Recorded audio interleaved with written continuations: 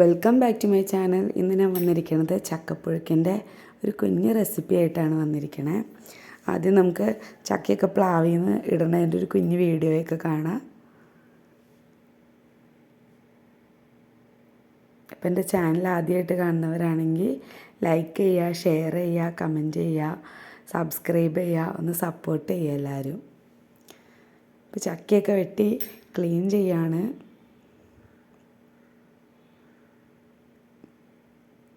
എനിക്കാണെങ്കിൽ വീട്ടിൽ പോയി കഴിയുമ്പോൾ നാടൻ വിഭവത്തിനോടൊക്കെ ഭയങ്കര കൊതിയാണ്. അപ്പോൾ ഈ പ്രാവശ്യം ചെന്നപ്പോൾ പറഞ്ഞു എനിക്ക് ചക്കയുടെ ഒരു ചക്കപ്പുഴുക്ക് വേണമെന്നും പറഞ്ഞ് ചക്കയൊക്കെ ഇടിയിച്ച് ക്ലീൻ ചെയ്ത് നമ്മൾ ചക്കപ്പുഴുക്ക് ഉണ്ടാക്കാൻ പോണെയാണ്.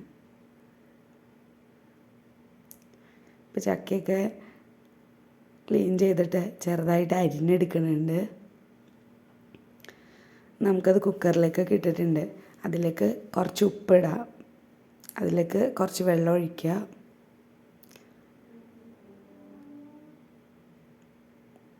ഇത് നമുക്കത് മൂടി വെച്ചിട്ട് ഒരു 2-3 വിസിൽ, അത് വേവാനുള്ള വിസിൽ വരുന്ന വരെ കുക്കറിലിട്ട് ആവി കയറ്റാം. ഇനി നമ്മളൊരു മിക്സിയുടെ ജാറിലേക്ക് തേങ്ങ, ആവശ്യത്തിന് ചുവന്നുള്ളി, പച്ചമുളക്, വെളുത്തുള്ളിയൊക്കെ ഒന്ന് പതുക്കെ ചതച്ചെടുത്തിട്ടുണ്ട്. കുക്കറിൻ്റെ ആവിയൊക്കെ പോയി കഴിഞ്ഞിട്ട് അത് ഇതിലേക്ക് ഇട്ട് കൊടുക്കുക ചെയ്യണത്.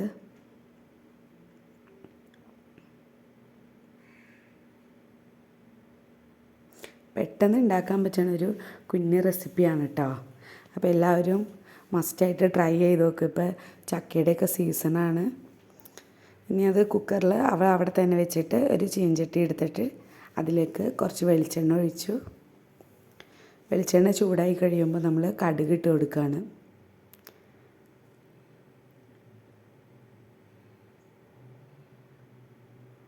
ഈ കടുക് ഒന്ന് പൊട്ടി വന്നപ്പോൾ കുറച്ച് വേപ്പില അതിലേക്ക് ഇട്ട് കൊടുത്തു. ഇനി അത് നമ്മൾ ഈ കുക്കറിലേക്ക് ഇട്ട് കൊടുത്തിട്ട് ഒന്നും കൂടി ഒന്ന് ഇളക്കി യോജിപ്പിക്കുക. ഇപ്പം നമ്മുടെ ചക്കയൊക്കെ റെഡി ആയിട്ടുണ്ട്.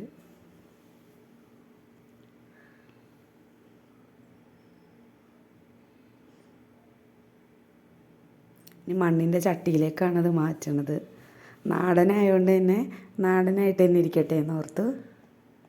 അപ്പോൾ ഈ സിമ്പിളായിട്ടുള്ള ചക്കപ്പുഴുക്ക് എല്ലാവരും ട്രൈ ചെയ്ത് നോക്കുക.